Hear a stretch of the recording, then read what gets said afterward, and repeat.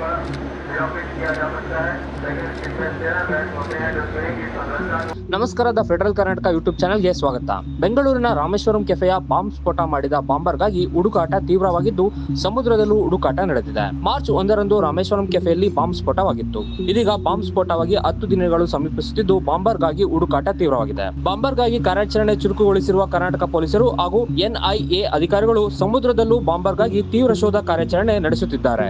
ಶಂಕಿತ ಉಗ್ರ ಸಮುದ್ರದ ಮೂಲಕ ಪರಾರಿಯಾಗಿರುವ ಶಂಕೆ ವ್ಯಕ್ತವಾಗಿದೆ. ಹೀಗಾಗಿ ಕರ್ನಾಟಕದ ಕರಾವಳಿ ಭಾಗದಲ್ಲಿ ಹೈ ಅಲರ್ಟ್ ಘೋಷಿಸಲಾಗಿದ್ದು ಕರಾವಳಿಯ ಸಮುದ್ರ ತೀರದಲ್ಲಿ ಕರಾವಳಿ ಕಾವಲು ಪೊಲೀಸ್ ಪಡೆ ಅಲರ್ಟ್ ಆಗಿದ್ದಾರೆ. ಸಮುದ್ರದಲ್ಲಿ ಶೋಧ ಕಾರ್ಯಾಚರಣೆ. ಶಂಕಿತ ಉಗ್ರನಿಗಾಗಿ ಕರ್ನಾಟಕದ ಸಮುದ್ರದಲ್ಲಿ ಶೋಧ ಕಾರ್ಯಾಚರಣೆ ಚುರುಕಾಗಿದೆ. ಸಿಎಸ್ಪಿ ಪಡೆಯು ಕರ್ನಾಟಕದ ಕರಾವಳಿಯ ಮಂಗಳೂರು, ಉಡುಪಿ, ಕುಂದಾಪುರದವರೆಗೆ ಹಾಗೂ ಭಟ್ಕಳದಿಂದ ಕಾರವಾರದವರೆಗೆ ಶೋಧ ಕಾರ್ಯಾಚರಣೆ ನಡೆಸುತ್ತಿದ್ದಾರೆ. ಮೀನುಗಾರರಿಗೆ ಎಚ್ಚರಿಕೆ. ಶಂಕಿತ ಉಗ್ರ ಸಮುದ್ರದ ಮೂಲಕ ಸಂಚಾರ ನಡೆಸಿದ್ದಾನೆ ಎನ್ನುವ ಅನುಮಾನ ವ್ಯಕ್ತವಾಗುತ್ತಿರುವ ಹಿನ್ನೆಲೆಯಲ್ಲಿ ಕರಾವಳಿಯ ಸಮುದ್ರ ಭಾಗದಲ್ಲಿ ಕಟ್ಟೆಚ್ಚರ ಘೋಷಿಸಲಾಗಿದೆ.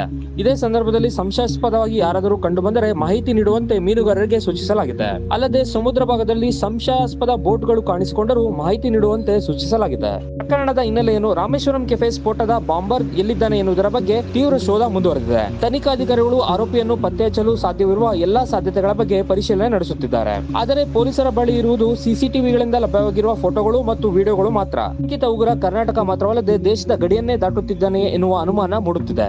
ಹೀಗಾಗಿ ಸಮುದ್ರದಾಳದಲ್ಲೂ ಬಾಂಬರ್ಗಾಗಿ ಹುಡುಕಾಟ ಮುಂದುವರೆದಿದೆ. ಆತನ ಪತ್ತೆಗಾಗಿ ಭಾರಿ ಮೊತ್ತದ 10 ಲಕ್ಷ ರೂಪಾಯಿ ಬಹುಮಾನ ಘೋಷಿಸಲಾಗಿದೆ.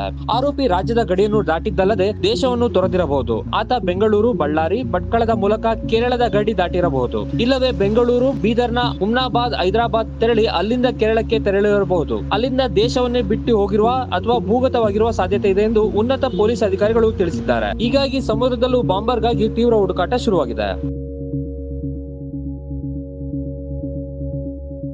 ಹೆಚ್ಚಿನ ಸುದ್ದಿ ಅಪ್ಡೇಟ್ಗೆ ಈಗಲೇ the federal Karnataka YouTube page ಅನ್ನು ಸಬ್ಸ್ಕ್ರೈಬ್ ಮಾಡಿ.